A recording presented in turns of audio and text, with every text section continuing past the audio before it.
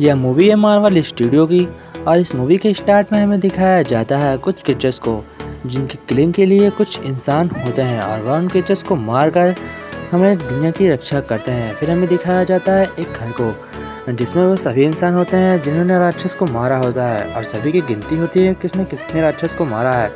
और वहाँ पे हमें दिखाया जाता है वेयरवुल्फ को जो कि एक इंसान का रूप धारण कर इंसानों के बीच आया होता है और वह इंसानों के सभी चीज़ों को देख रहा होता है। जहाँ पे हमें दिखाया जाता है कि रेड स्टोन वेयरवुल्फ और सभी राक्षसों का दुश्मन होता है क्योंकि इसे राक्षस नहीं छू पाते हैं और यह सिर्फ इंसानों के उस सदस्य को मिलता है जिसने सबसे ज़्यादा राक्षस को मारे होते हैं। फिर वहाँ पे हमें दिखाया जाता है इल्सा को जो कि यहाँ के लीडर की बेटी होती है और उस लीडर ने सबसे ज़्यादा राक्षस को मारे होते हैं।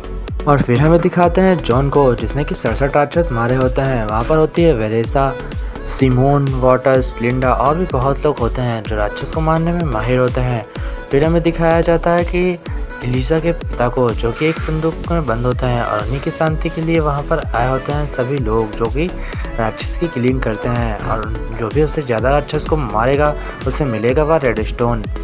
फिर हमें दिखाया जाता है कि वेलेसा सभी किलर से कहती है कि जो भी इस राक्षस को मारेगा उसे यह रेड स्टोन मिल जाएगा यानी कि वेयरवुल्फ।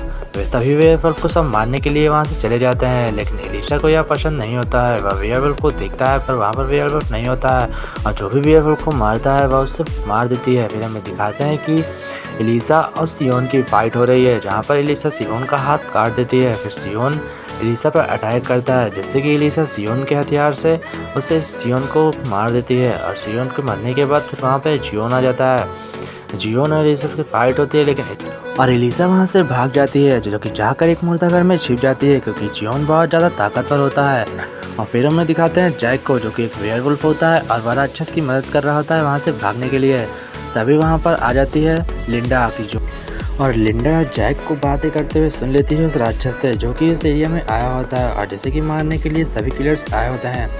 फिर हमें दिखाते हैं कि लिंडा को आता देख जैक वहाँ से भागने लगता है और उस राक्षस को बोलता है कि तुम यहाँ से भाग जाओ और मैं तुम्हें बाद में मिलूंगा। फिर लिंडा जैक का पीछा करती है और जैक आता है एलिसा के पास और उस दरवाजे को बंद कर देता है और वह दरवाज़ा बाहर से लॉक हो जाता है और अंदर से भी। फिर उस दरवाजे को खोलने के लिए कोई चाबी नहीं होती है। यहाँ पर एलिसा कहती है कि तुम भी मेरी तरीके फंस गए हो और जैक और एलिसा एक मुर्दाघर में फंस जाते हैं। फिर हमें दिखाते हैं कि एलिसा जैक काफ़ी आपस में बातें करते हैं जहाँ पर एलिसा कहती है मैं राक्षसों को मारना नहीं चाहती क्योंकि ये मुझे पसंद नहीं है।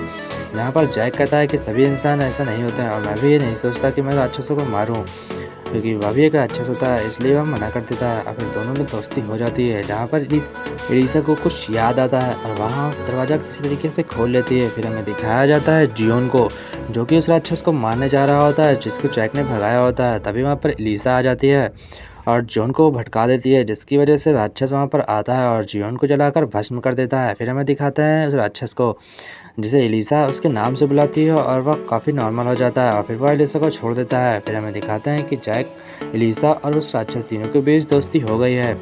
फिर हमें दिखाया जाता है कि वहाँ पर जैक आया हुआ है जो कि रेड स्टोन को छूता है और बेहोश हो जाता है। यह देखकर एलिसा को यह पता चल जाता है कि यह भी एक राक्षस है और वह एलिसा को और जैक को एक पिंजरे में बंद कर देती है। और फिर वहाँ पर आते हैं सभी किलर्स जो कि राक्षस को मारने के लिए आए होते हैं और फिर सभी किलर्स घेरा बनाकर खड़े हो जाते हैं और वैसा जैक को रेड स्टोन की पावर से घायल करती है जिसकी वजह से जैक अपने असली रूप में आ जाता है और एक बन जाता है वेयरवुल्फ बनने के बाद सभी किलर्स उस पर अटैक करते हैं पर वह पिंजरा तोड़कर भाग जाता है क्योंकि वह बहुत ज़्यादा पावरफुल होता है। वैसा यह सब देखकर काफ़ी तंग रह जाती है। फिर हमें दिखाया जाता है कि वेयरवुल्फ बनने के बाद वह एक एक किलर को मारने लगा है क्योंकि वहाँ पर होता है अंधेरा और अंधेरे में राक्षस को मारना बहुत ही मुश्किल काम है। फिर हमें दिखाते हैं वेयरवुल्फ को जो कि वॉटर्स को मार रहा होता है। वह उसके कान को अपने मुंह से काट लेता है जिसकी वजह से वॉटर्स धरती पर गिर जाता है। फिर उसका गला काट कर उसे मार देता है। फिर हमें दिखाते हैं एलिसा को जो कि वेयरवुल्फ के सामने आ जाती है पर वेयरवुल्फ एलिसा को नहीं मारता है क्योंकि वह उसका दोस्त होता है।